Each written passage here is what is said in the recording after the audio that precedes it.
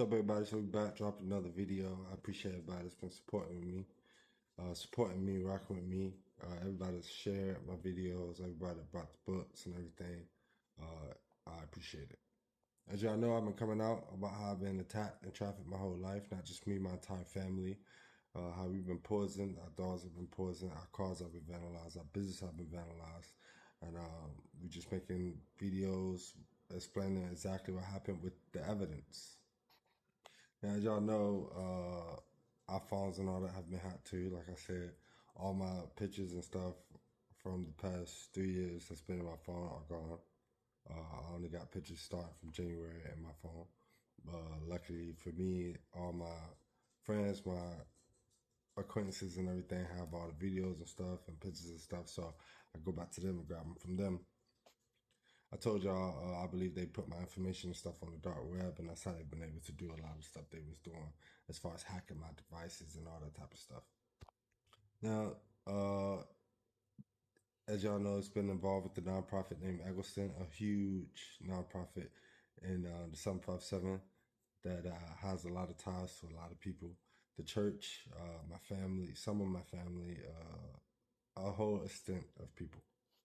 Now, in this video, we're going to continue to talk about how they use law enforcement and how they was trying to bully me into keeping my mouth closed, into abiding by their rules, all that type of stuff. And how they're currently still trying to do things. As y'all know, they said that my dog attacked another dog. Mind you, we moved, okay? My dog attacked another dog to try to, after they poisoned my dogs, and that didn't work, so they trying to get us in trouble with the dogs. And then how they pulled me over for saying that I was speeding out here when I wasn't. Now they're coming to, for some reason, switch out our modems and stuff on our apartment that we didn't ask them to do. They're coming to switch out the modems and put a new modem in here that allows other people to be able to access our modem. That's what the email said. Still trying, pretty much. Because again, these people said so many lies on me, and then you can't prove any of the lies that you said to me because they were lies. So what do? What do narcissists do? They try to fabricate the lies. So again, as y'all know, I had started working for Eggleston shortly after I left up. Well, after I finished working for a plumbing company, which we'll talk about them soon. But I didn't apply for Eggleston. Okay, Eggleston found me. I was on a job doing that plumbing job, and the guy that used to work for Eggleston, that was now the superintendent of that job, he saw me and how hard I was working and told me to apply for Eggleston. Okay, that's how I applied because his son was in charge of the maintenance crew over there. So that's how I ended up working for Eggleston. Now, when I got to Eggleston, as soon as I walked in the door, like I told y'all before, as soon as I walked in, a lady looked at me and was like, fresh meat. Like, inappropriately. You know what I'm saying? I just blew it off, whatever the case may be. So, probably like after a month, something like that, I started seeing how the company was ran, and I started like saying stuff to my team members. The girl named Tasha, which was the vice president at the time, her brother was on the maintenance crew too, so he would hear me complaining about how the company was being ran. Mind you, they were supposed to start me at a certain amount, and they didn't. Okay, they started me $3 less than what they were supposed to start me at. Now, I was doing a lot of work for them, and they lied and said I was doing all the work.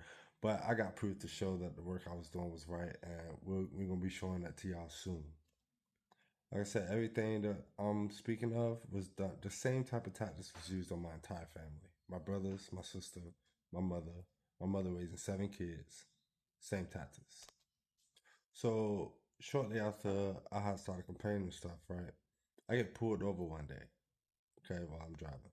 I get pulled over by an undercover police officer. Uh, he was in a blue Mustang, okay? Pulled me over not for speeding, not for anything else. They said that my license plates wasn't registered in the DMV. Now, mind you, I've had that car, my Genesis, for probably a year and some change by this point. I've had cops behind me, all types of stuff. Never been pulled over for this before. Okay. Now, this moment came right after the week before they said that my ex called the job. They said that she called up there, my ex-wife, and talked to Tasha and told Tasha that I was a child molester, right? That I was a child molester, that I was lazy, that I was a manipulator, that I was a liar, that I was all this crazy stuff, right? Everything that she pretty much was, right? She told them that, and then, like I said, Tasha just ran with it because I was already complaining about the company at this point anyway, so she was looking for a reason. They then spread them lies all through the company. Not talking to me, no evidence. They don't need no evidence. They don't need no proof. They just spread the lies. And mind you, my ass was involved with messing up the trucker business that I had when I was in Thailand. Okay, so it started before I even left Thailand. That business was already attacked. So when I came back home, I came back home with nothing. I told y'all that she called me one time and said that she wanted everything that I had. Okay, then after that, she called me back a couple weeks later and said that she wanted my life, and she wanted me to put me in jail for 10 years. It's no lie. That's what she told me. Shortly after that, somebody had broke into my car and stole my passports out of my car and my ID out of my car. Okay, this before I got to Eggleston. So boom, back at Eggleston, right? I get pulled over a week after that. All right. When he pulled me over, like I said, they didn't put me over for anything else. They pulled me over just for that. Now, the reason why they pulled me over is because they knew I had a warrant. Now, the warrant that I had was from the gay dude that I told y'all wasn't connected to my family. Okay, that I had did work on his house. I did a $16,000 flooring job, which I'm gonna be showing proof and stuff of that soon. For him that he loved in exchange for a $6,000 navigator. Now, shortly after I did that work for him, his schedule would never line up with mine so that we can go to the DMV and get the title and stuff switched over. Okay.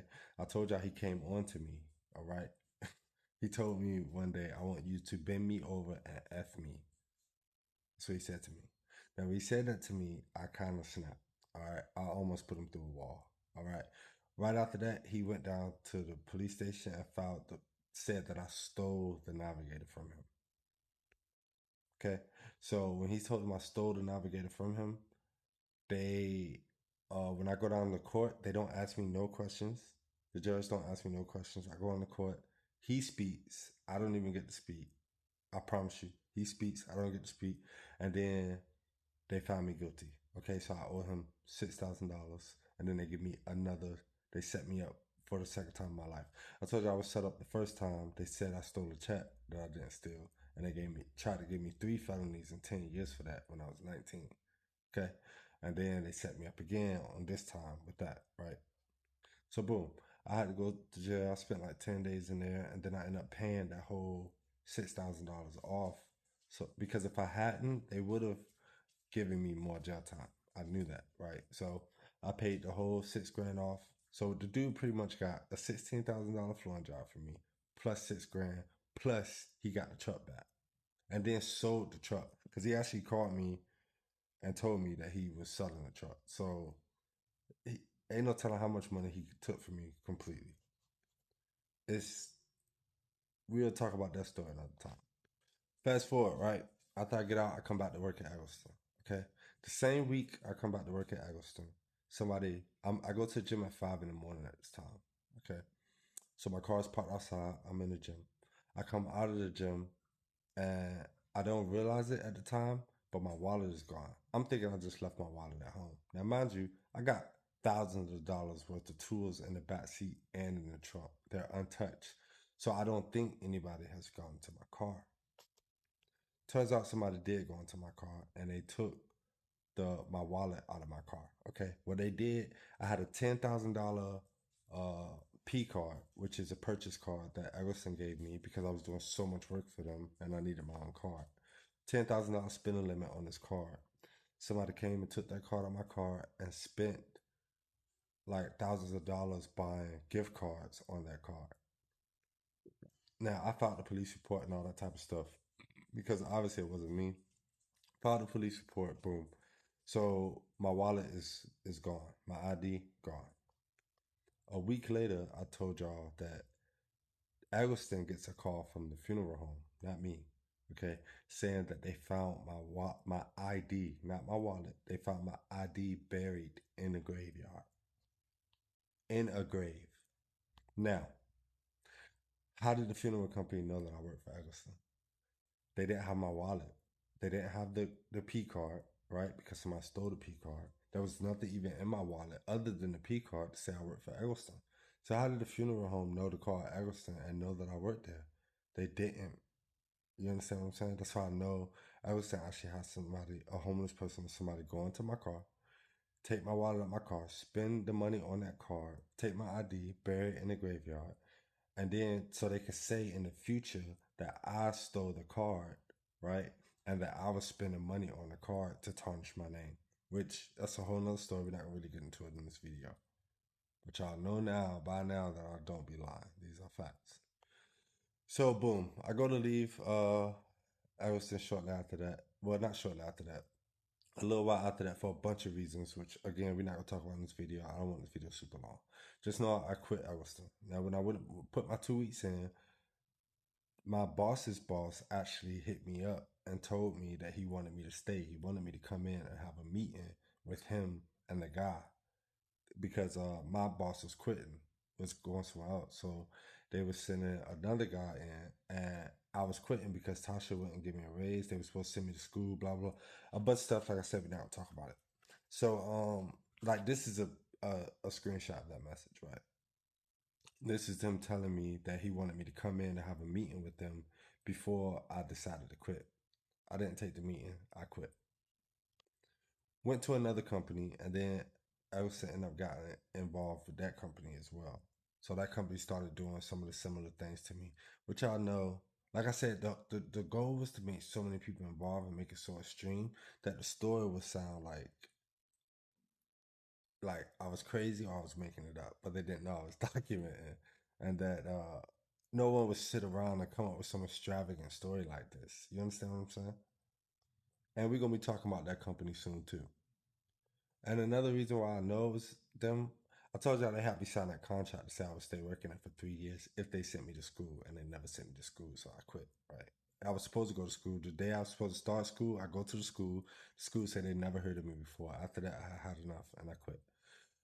After that, I had another interview when I was still at Arkansas. I started getting interviews, right? And I had one interview where the lady was so excited to doing the interview. She hugged me and everything. She was the president of the company.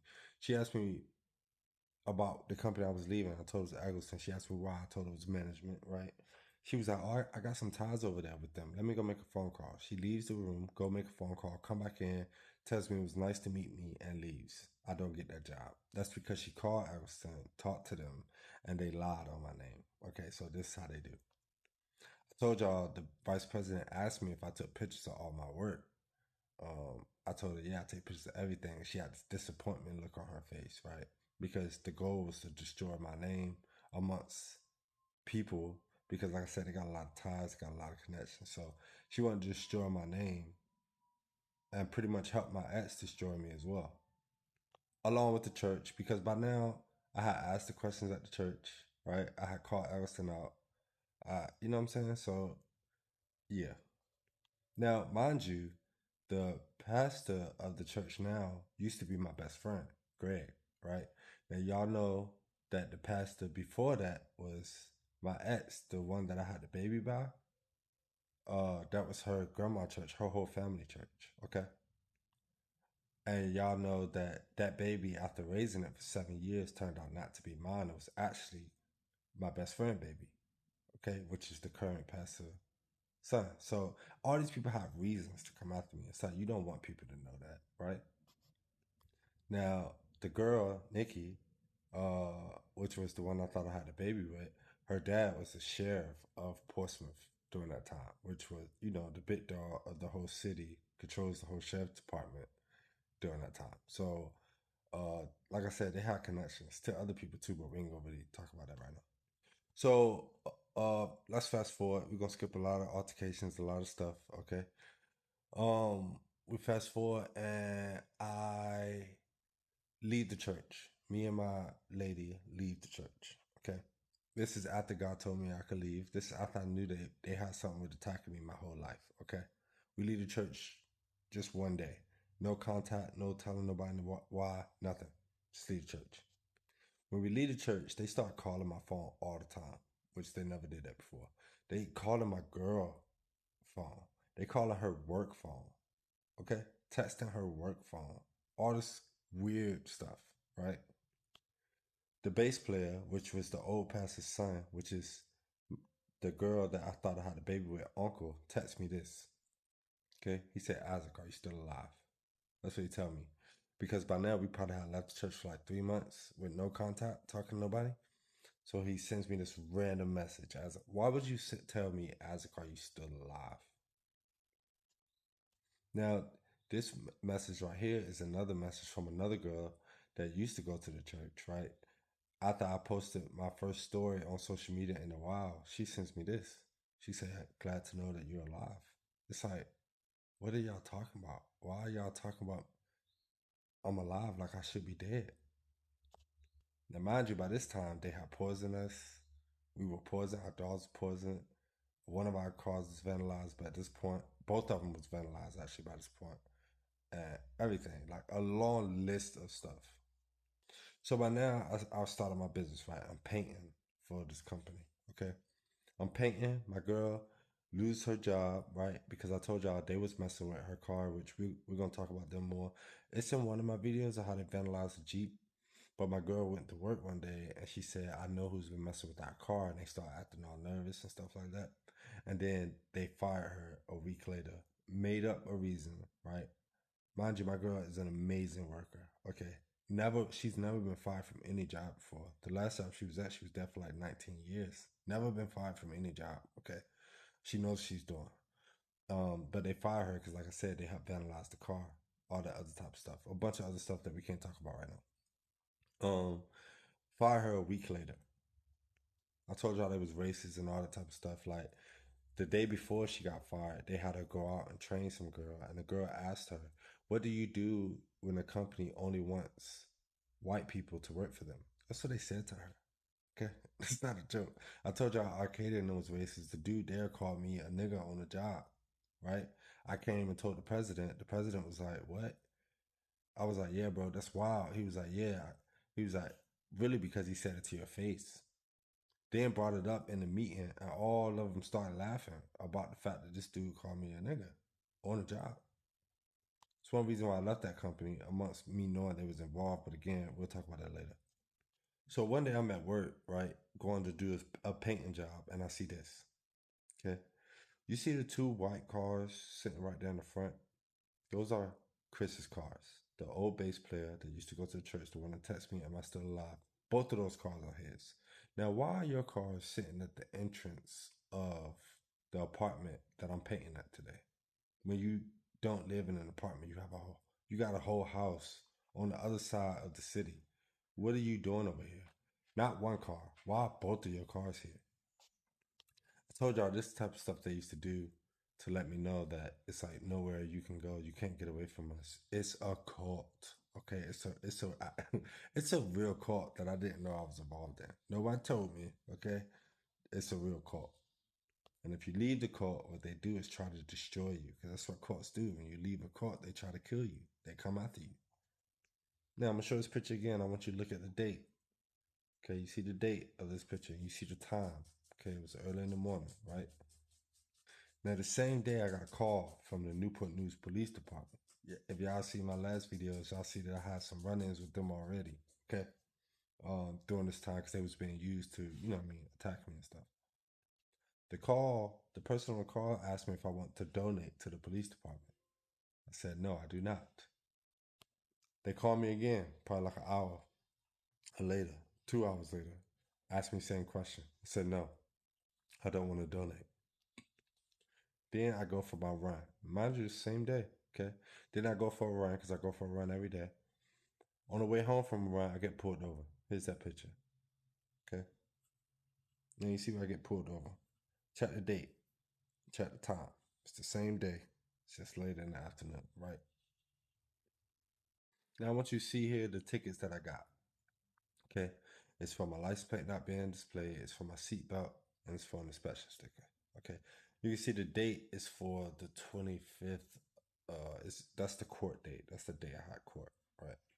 So boom, I go to court, whatever, and all the charges get dropped because he pulled me over for my license plate not being visible, but my license plate is visible. It's in the windshield. It doesn't have to be mounted to the front of my car in Virginia. It just needs to be visible. And here's a picture right here of it being of my license plate. It's sitting in my windshield. It's visible, right? So all charges drop. No ticket. Didn't have to pay no court fees, none of that. Boom, we move on, right? Now we're gonna fast forward. A lot of the other stuff y'all seen in my last videos is stuff that was happening in between this time, like how they vandalized the Jeep, how they vandalized my car, how they attacked my truck. Those are in the last videos. If you haven't seen those, go check it out. Now we fast forward to the month of December. Now in this month, y'all know they was really coming for us. Like they wanted us not to make it to the new year.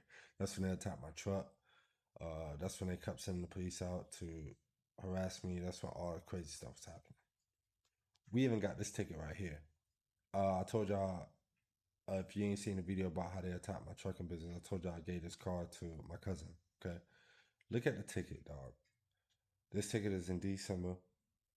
They said that my cousin had, now mind you, the car was still in my girl's name at the time.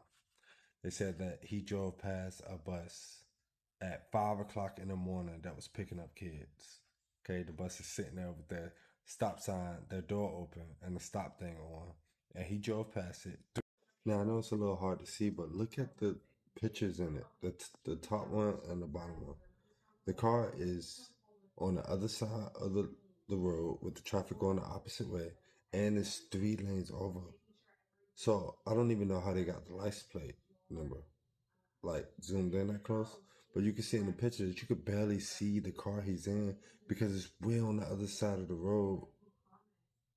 I mean, come on, bro. It's on top. I told y'all, go watch the last video. This is on top of them attacking my business that whole week. I mean, that whole month. How they gave me a bad truck that was leaking oil and gas, stopped me from working a week, fined me $900, charged me $300 in gas, charged me $400 here. Like, you know what I'm saying? Like, just charging me crazy amounts of money this whole month. So I couldn't make rent next month. I told y'all my girl she was working for me at the time. So you know what I mean? Matter of fact, she wasn't even working for me at that time because they had took that business away. So my girl was dashing and stuff, but she couldn't dash anymore because they had messed up the Jeep, right? So the whole goal was to make us not be able to work or do anything. You understand what I'm saying? So they was attacking our finances, attacking our business, attacking our health, everything crazy that whole month. Then January 1st come around, right? And this that video that y'all already know happened on January 1st. It's how that cop came to my door threatening me, telling me to drop the charges that I was that I had we had went down to the magistrate in September to press charges to sue these people for defamation, damage to our cars, murder, attempted murder, all that type of crazy stuff. And he came to our house threatening us. You can see in this picture just him flashing his light in the car and all that type of stuff. I'm not gonna play that whole video because, like I said, I already made a video about it of him doing that. If you haven't seen it, it's like the first video I posted up here. So if you haven't seen it, go check it out. Now, then we fast forward a few days to the 5th, okay? And I went live on Facebook. A lot of y'all remember that, okay? I went live on Facebook, did a 4-hour video explaining about how they did everything to me, okay? Soon as I get off that live, okay, I'm going to the corner store. I get off that live, grab my keys, go outside, jump in my car. I drive off. This is like 4 minutes after I got off the live. There's 2 cops sitting on the corner of my street, and they immediately make a U-turn and pull me over. As soon as I get pulled over, they demand that I get out the car. The dude said, "Oh, they got the rights to search you." I already have enough of this. Okay. Oh, I bet you do. Which he didn't have any rights to search me, right?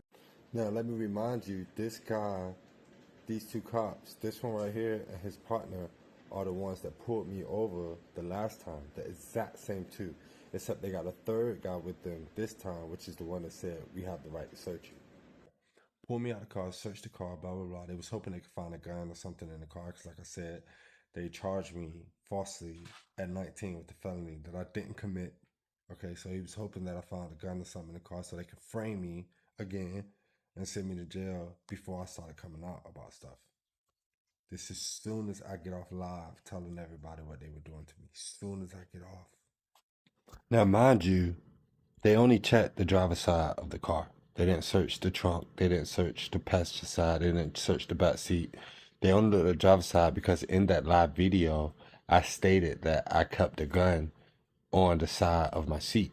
So they was hoping they was gonna find a gun in the car because, like I said, they framed me when I was 19. They was hoping to find a gun so they can lock me up for having a gun. They can give me 10 years for possession of a firearm. But they did not find a gun because I didn't have one. They couldn't find anything, and then that's what they do. Gave me tickets. Check the tickets that they gave me. The same, he claimed he pulled me over for the same reason. My license plate not being displayed. You can see it right here. License plate.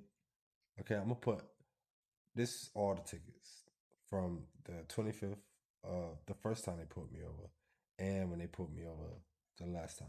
Okay, license plate. They say I was driving on the line. How do you see that when you're on the next block?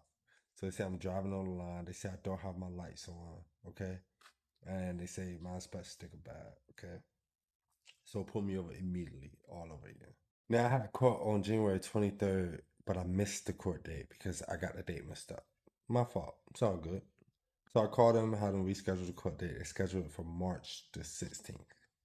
Now they're not wanting me to go to court. Okay, what they're trying to do is take our license and stuff away. They want us to not be able to work because it's a court. You have to rely on the court. Okay, so they don't want me doing anything unless I have permission from the court. They basically gatekeeping me like they've been doing my whole life. Like they gatekept my single mother, how they gatekept my brothers, my sister. For what? I'm going to court. Don't care how you feel, right? So, the court date is coming up. Now, mind you, in January is when they completely vandalized my business. So they took the truck business from me. There was a mixture of different gasolines found in the tank of the truck, so it destroyed the truck. Something they are trying to charge me for, like $17,000 to repair the truck, something like that, something crazy. Okay, so this is after they attacked my business since I had it. Okay, if you haven't watched the last video, the one before this, the last one I posted about how they damaged my work truck and how they was coming for it. Go watch it. The proof is all input. In the last video I posted, that video explained how they was trying to set me up, say I mess with kids, and how they tried to poison me or make me overdose. We ain't gonna talk about in this one. Just go watch the last one.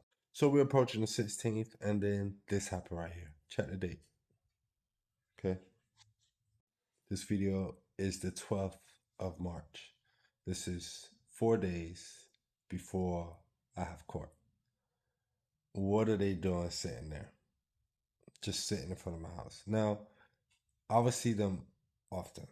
Okay. Like, so different places I would go, they would just pop up during this time. They were really just telling me like, boy, we will frame you. We will put you in jail. Do y'all understand what I'm telling y'all? This is real life. Like, they are literally saying that we will frame you and put you in jail for absolutely nothing. Like, like we ain't done nothing to these people. All we did was call you out on stuff that you were doing incorrectly. I'm speaking up because you attacked me my whole life and my family. And now you telling me that I need to keep my mouth closed or you gonna frame me? And you think that's gonna make us be quiet? Check it out, man. Okay, they just sitting here in front of my house. Now mind you, they have no reason to be there. They didn't get out, do no work. They didn't do nothing. They just sat there and then pulled off and drove off and left. And then the 16th arrives. This is the day I go to court. Okay, jump in my car early in the morning. I head to court. Okay, and then I get a text from my girl. Now my girl sent me these pictures right here. Okay, now I saw them when I pulled out of my driveway because I lived on a one-way street. When I pulled out my driveway to make a left, I saw them sitting on the corner of the street because my house is pretty much on the corner. It's like four houses. It's like one, two, three. Yeah, and I'm the fourth house. So when I come out, I can see the corner, and I saw them sitting like on the corner of the street. I pull out, I start heading down the street. As soon as I pull out to head down the street, they pull out right behind me, and I see them slowly coming up the street. Okay, And then she sent me these pictures, and they parked right in front of my house, blocking my driveway. Okay, what is the point of this? So I call her. She's like, babe, why are these people here? I said, they doing it because I'm about to go to court. I said, go outside and ask them, what are they doing? How long they going to be there? Okay. She goes outside and asks them, and she sends me this text. Okay, you see what the text say? They leaving. So you parked in front of my house for 30 seconds and then drove off. What were you doing there? What is your excuse for coming to my house? Right? When you were just there 4 days earlier, sitting across the street, just sitting there doing nothing. What are you doing now in front of my house blocking my driveway? Boom, go to court. Now, when I go to court, um, I go in there, I tell her, the judge, like, they pulled me over for the same thing that they pulled me over months ago, and all the charges got dropped. They pulled me over for saying my license plate wasn't registered, but that's not true. She was hearing me out and this, that, and the third, but they still charged me. Okay, so I got uh I think she dropped the one about me driving on the line, but I got a ticket for the inspection sticker, and I got a ticket for my lights not being on. Now, mind you, I turned on my lights because my low beams are pretty bright on my Genesis. So I turned on my lights when I put out my driveway. I went up one street, flipped my lights on. I'm at one house, not one street, one house. Right? So they immediately came on when I put on my driveway. People do that all the time. All right.